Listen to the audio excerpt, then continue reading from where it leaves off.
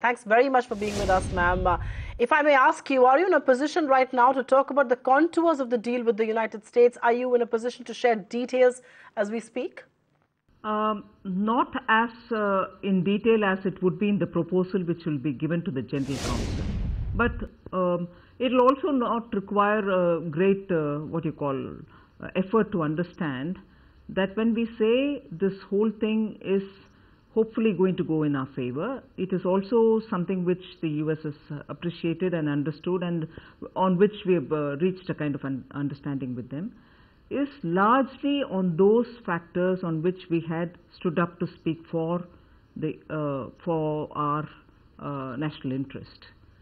So we are talking about the right to have a public stock holding, which has never been and which shall never be trade distorting. Two, that this public stock holding is more our sovereign duty to protect our farmers, and that the country has its right to distribute grains for the poorest of the poor, and therefore this holding is more in order that we are able to service the needs of the poor. So that is second. Third, when we do this, we cannot be taken or drawn into a litigation in the WTO, because we are very clearly establishing that we are keen to have a permanent solution. But at the same time, we can't wait till 2017. Right.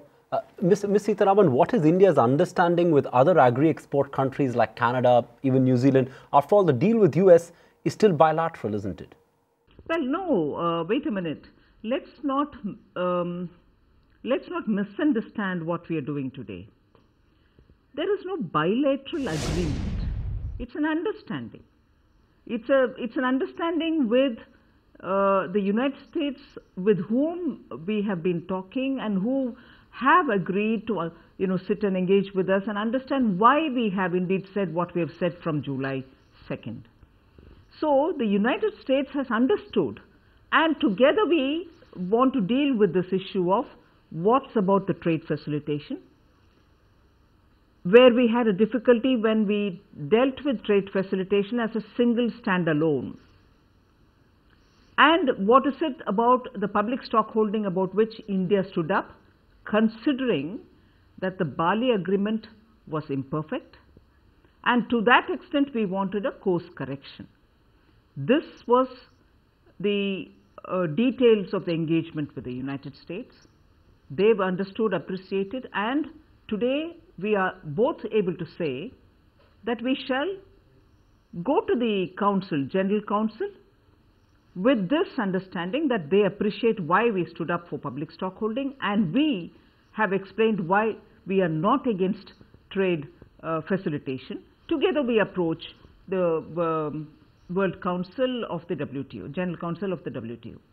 So that is the way in which I would want to present it. Fair enough. So how does India then intend to collaborate with other developing countries, other developing economies on this, which will as well benefit from this now? Of course, we'll extend every cooperation to the developing countries on everything that they would want in terms of trade facilitation, in terms of greater access, in terms of understanding the agricultural requirements that they need, the hand-holding that they need. And as regards, I think this point is something which all of us have already spoken about. India's commitment towards, helping the LDCs in this matter is very well established in the fact that about 85% of our access, particularly within the SAARC region, to the LDCs within this region, we have opened up to about 85%. We are practicing a lot of things before we even talk about them. In the context of WTO, we are talking about them too. And therefore, it's not boasting, but to say that we believe in a multilateral trade system, which is what is the essence of WTO. We want to underline the fact that we believe in multilateralism. And if it is our belief, we are also practicing it, whether it is in the LDC related issues or in believing in trade facilitation. Only we made sure that we stood up for a certain course correction in the Bali agreement, for which I am grateful that today we are in a position to say that the United States of America has understood our position.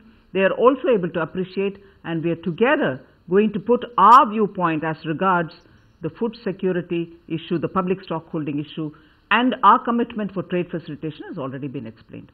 So together we shall approach the General Council. This debate apart, ma'am, what does India really intend to do on remodeling public procurement to reduce the food subsidy?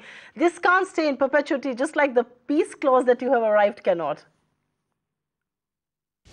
Right, but this is an issue on which I wouldn't take this opportunity to elaborate. This is an issue which is completely within Indian domain. It's an issue on which we as Indians, every elected public representative, political parties which are mandated to rule within the states and us in the center, will have to sit and work out. This may not be the appropriate time for me to elaborate on that. Is there a solution to external reference price which is fixed at 1986-88 prices, and many people believe that's non-inflationary, it's dollar denominated? Have we at all reached the stage where this is also beginning to be talked about, or are we still far away from that? Supriya, these are issues which are going to be possibly what we'll have to talk when a permanent solution is being worked out.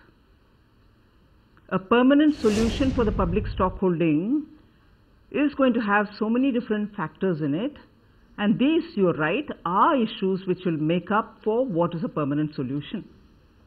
What kind of a permanent solution we want.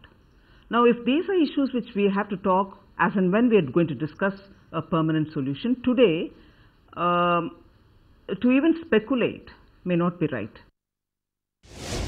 Now, Ms. Sitharaman, the trade tussle was one of the key thorny issues in ties between India and US, without making it sound like a bit of a one-upmanship. But does this, in a sense, prove that the balance of power is increasingly shifting towards emerging economies, and that's why developed markets like US are, giving in? Yeah, you're right in saying that. The emerging markets and their requirements have a lot of nuance. They're not as black and white as one can think. You're good at trade, you continue with trade, you open up trade and forget everything. No, you can't do that. We need to be good at trade, we have to open trade, we have to be as transparent about it, but your obligations towards your people. And in fulfilling the obligations to your people, emerging economies have a certain belief system within their own countries, which is not just a blind belief system, it is a democratic duty, and we are asserting that. At the same time, let me hasten to add, there is no sense of victory or loss in this. It is very clearly to be understood that we sought a course correction, we are asking for the course correction. It is the General Council which will decide on the course correction. I will not look at it as a victory or defeat for anybody. It is a duty which we wanted to perform, we wanted the course correction, we are asking them to do it. We even now, through you, through this interview, I would appeal to the WTO's General Council members to look at India's proposals, the details of which I am not enclosing here. Look at the proposal and give us what we have asked for, which the United States has understood and appreciated. Newsmaker of the day, Nirmala Sitharaman, Commerce and Industry Minister, thank you so much for taking time out and joining us right here on ET Now with that perspective on what clearly is a big victory for India. Find us on Facebook at facebook.com/ETNow, and don't forget to click the like button. You can also follow us on Twitter at ETNowLive. To stay updated with all our programming, hit the subscribe button on our YouTube channel by logging on to youtube.com/user/ETNow.